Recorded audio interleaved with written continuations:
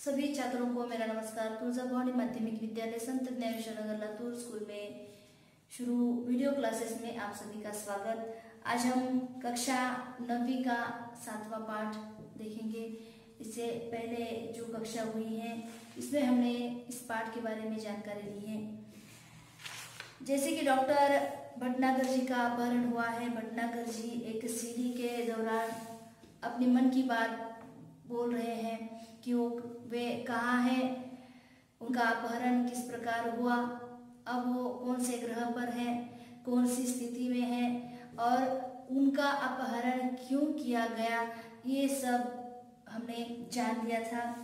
कि डॉक्टर जी का कहना था कि यहाँ पर एक ऐसा रोग आया है या यहाँ पर जो लोग हैं अधिक से अधिक काम मशीनों पर यहाँ पर कर रहे हैं, इसलिए लोग कम, आदमियों की संख्या कम और मशीनों की संख्या ज़्यादा यहाँ पर बढ़ गई है और एक प्रकार का रोग यहाँ पर आदमियों को हो रहा है, जिसका जैसे कि किसी के शरीर का एक आध अवयव जो है वो क्या होता है कि सड़ने लगता है और वह बाद में पूरी तरह से सड़ जाने के बाद आदमी मर जाता है।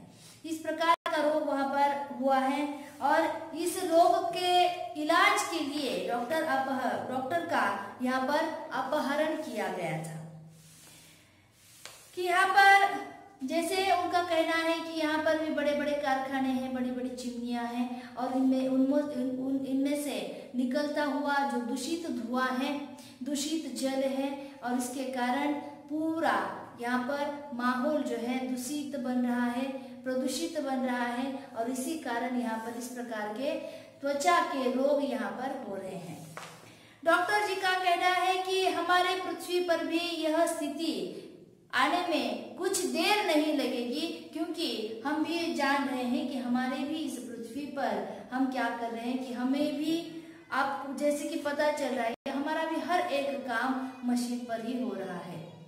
हर एक काम के लिए हम भी मशीन का उपयोग कर रहे हैं। यहाँ पर मानव का महत्व कम हो रहा है इस ग्रह पर, भटनागर जी कह रहे हैं, लेकिन पृथ्वी पर भी ये दिन आने में कोई देर नहीं लगेगी, ऐसा भटनागर जी का कहना है। आगे वे कहते हैं, आप सोच रहे होंगे कि जो देश विज्ञान में इतना आगे बढ़ चुका है वह चिकित्सा शास्त्र में इतना पीछे क्यों है। इसका कारण यह रहा है कि यहाँ के निवासियों का शरीर बहुत मजबूत होता है। उसकी ऊपरी चमड़ी मोटे प्लास्टिक जैसे पदार्थ की बनी होती है। इस पर हवा, पानी या मिट्टी का कोई असर नहीं होता। हाँ, जब ये बच्चे रहते हैं तब अवश्य यह चमड़ी नरम रहती है, लेकिन बाद में धीरे धीरे वह सख्त हो जाती है। जिस ग्रह पर भटनागर जी अभी हैं उस ग्रह पर जो रोग बढ़ रहा है, कि रोग बढ़ने का कारण यहाँ पर भटनागर जी कह रहे हैं कि हमारी जो त्वचा होती है, वहाँ के लोगों की जो चमड़ी है बहुत सख्त होती है। हमारी चमड़ी है जो नरम होती है, लेकिन यहाँ पर के जो लोग हैं उनकी चमड़ी जो है बहुत सख्त है, जैसे कि कोई प्लास्टिक की बनी हुई हो या रबड़ की बनी हुई हो। और उनका कहना है कि इन लोगों की भी चमड़ी नरम होगी, लेकिन कब, जब वे लोग बच्चे की या बाल्यावस्था में, बच्चे की अवस्था में रहते हैं, तब उनकी जो चमड़ी है नरम होती होगी, ऐसा अंदाज वे लगा रहे हैं। इस चमड़ी पर इतनी सख्त चमड़ी है तो इस चमड़ी पर हवा का, मिट्टी का, पानी का कोई भी असर नहीं होता। जैसे कि ठंड हवा लगती है, हमारी जो चमड़ी है अभी नरम होती है, तो इसलिए हमें तुरंत पता चलता है कि हवा ठंड आ रही है। मिट्टी अगर हमारे हाथ में पड़ जाती है तो हाथ हमारा, चमड़ी जो है हमारी खराब हो जाती है। हवा, पानी जैसे कि बारिश है तो इसका असर हमारी चमड़ी पर जल्द से जल्द होता है, लेकिन वहाँ के लोगों की चमड़ी बहुत सख्त होने के कारण हवा, मिट्टी, पानी उसका कोई असर उनकी चमड़ी पर नहीं होता है। हाँ, जब ये बच्चे थे तब उनकी चमड़ी शायद नरम होगी। यहाँ लोग बीमार ही नहीं पड़ते, इसीलिए उन्हें चिकित्सा की जरूरत ही नहीं पड़ती। एक प्रश्न लेखक के सामने है, हमारे भी सामने है कि लेखक जिस ग्रह पर गए हैं तो विज्ञान में बहुत आगे बढ़ चुका है, वहां के लोग विज्ञान में बहुत आगे बढ़ चुके हैं, लेकिन चिकित्सा शास्त्र में पिछड़े हैं। आ रहा समझ में? तो ऐसा क्यों है, इसका कारण यहाँ पर भटनागर जी बता रहे हैं कि वहाँ के जो लोग हैं उनकी चमड़ी जो है बहुत सख्त है, बहुत जैसे कि एक आध चमड़ी की तरह है, एक आध प्लास्टिक की तरह है, इसीलिए उन्हें कोई रोग ही नहीं होता और बीमार ही नहीं पड़ते, इसीलिए चिकित्सा शास्त्र का वहां पर कोई विषय ही नहीं है। यहाँ लोग बीमार ही नहीं पड़ते हैं, इन्हें चिकित्सा की जरूरत ही नहीं पड़ती। अब जब किसी चीज की जरूरत न हो तो भला उसके बारे में कोई कैसे सोच सकता है। इसी कारण ये लोग चिकित्सा शास्त्र में पीछे रह गए हैं, किंतु अब इन पर मुसीबत आ गई है। जैसे किसकी जरूरत नहीं होती उसमें हम सोचते भी नहीं है, चिकित्सा शास्त्र की किसी को जरूरत नहीं है, बीमार ही लोग नहीं पड़ रहे हैं तो चिकित्सा शास्त्र का विषय ही वहां पर नहीं आता, और यहाँ के लोग बीमार नहीं पड़ते हैं, उन्हें कोई जरूरत नहीं है, चिकित्सा शास्त्र पर उन्होंने सोचा ही नहीं है और अब उन पर एक मुसीबत आ पड़ी है। मैंने सड़न रोग का अध्ययन कर लिया है और इनके शरीर की बनावट का भी, किंतु समस्या यह है कि पृथ्वी के चिकित्सा सिद्धांतों को यहाँ लागू नहीं किया जा सकता।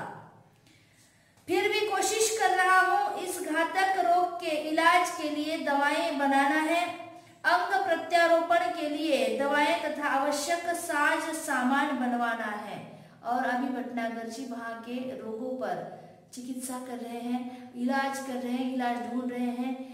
उनका कहना है कि पृथ्वी पर जो भी हम इलाज करते हैं लोगों की बीमारी के लिए, वो इलाज वहाँ पर लागू नहीं हो रहा है, इसलिए मैं अंग प्रत्यारोपण कि अंग की जगह पर काट कर दूसरा अंग बनाकर वहां पर लगाना, अंग प्रत्यारोपण जिसे कहते हैं।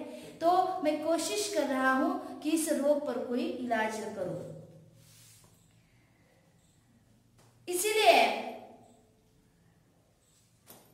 अंग प्रत्यारोपण के लिए दवाएं तथा आवश्यक साज सामान में मुझे बनवाना है। ये काम अकेले मेरे लिए कर पाना संभव नहीं है। मेरा छुटकारा भी यहाँ से तभी होगा जब मैं इन्हें मुसीबत से जैसे कि बचने का रास्ता बता सकूं।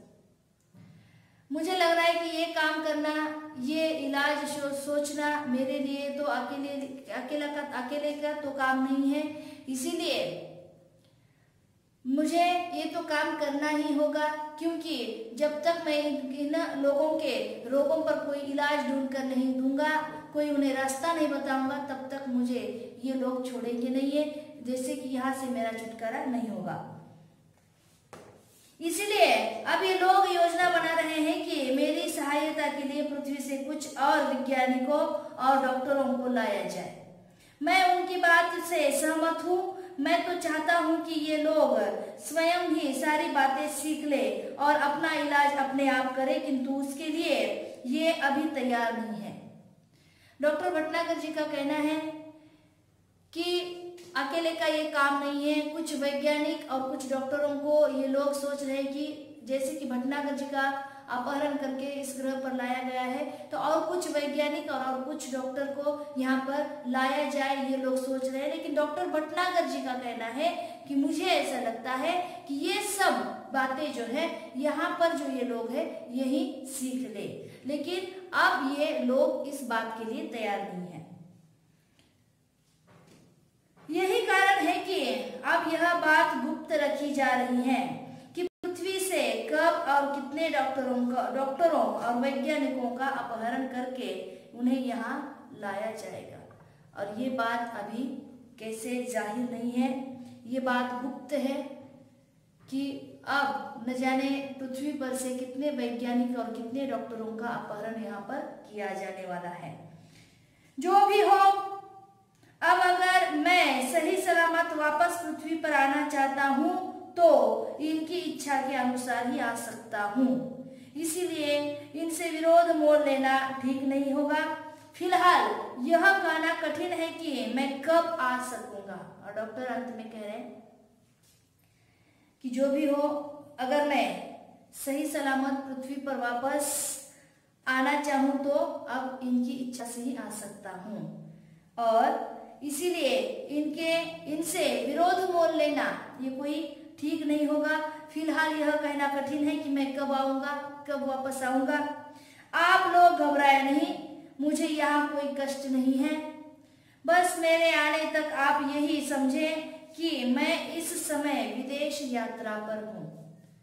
और डॉक्टर भटनागर जी ये संदेश उनके घर वालों के लिए छोड़ रहे हैं।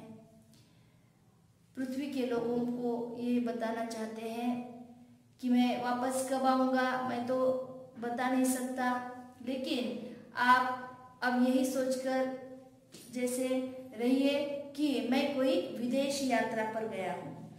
डॉक्टर भटनागर के इस रिकॉर्ड किए संदेश को सुनकर सभी चकित थे। कितना बड़ा रहस्योद्घाटन भी हुआ था आज के लिए और भविष्य के लिए। एक रहस्य का उद्घाटन हुआ है यहाँ पर हमारे लिए, आज के लिए और भविष्य के लिए। आज के लिए भी हम ये बात जान ले तो अच्छी है। कौन सी बात की, किस प्रकार जिस ग्रह पर डॉक्टर भटनागर जी का अपहरण हुआ है वहाँ वो बोल रहे हैं कि वहाँ पर जो रोग है जो फैला हुआ है, उस रोग के भयानक ऐसे रोग के बारे में भटनागर जी बता रहे हैं। तो उसी प्रकार का रोग हमारे पृथ्वी पर, यानी ये जो दिन इस ग्रह के लोगों पर आए हैं, ये दिन हमारे यहाँ पर भी या पृथ्वी के लोगों पर भी ये दिन आने में कुछ देर नहीं लगेगी, ऐसा भटनागर जी का कहना है।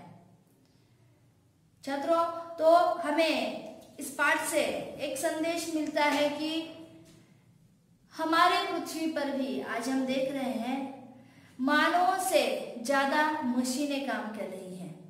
इसीलिए हमारी जो शारीरिक हलचल है यहाँ पर बंद हो रही है। इसीलिए जो बड़े बड़े रोग हैं, आप हम भी जानते हैं कि ब्लड शुगर का रोग है, आ रहा समझ में, या दिल की बीमारी का रोग है, तो इस प्रकार के रोग भी हमारे पृथ्वी पर हम ज्यादा से ज्यादा देख रहे हैं और ज्यादा से ज्यादा लोग इसी रोग के कारण मर भी रहे हैं।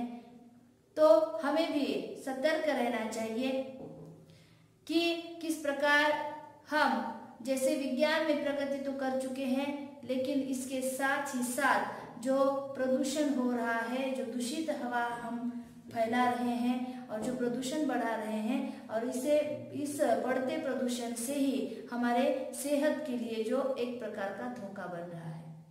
ठीक है, तो अगले पाठ के साथ हम फिर मिलेंगे। इस वीडियो में अब हम यहीं तक यहाँ पर पढ़ाएंगे। हम यहाँ पर रुक जाते हैं। धन्यवाद।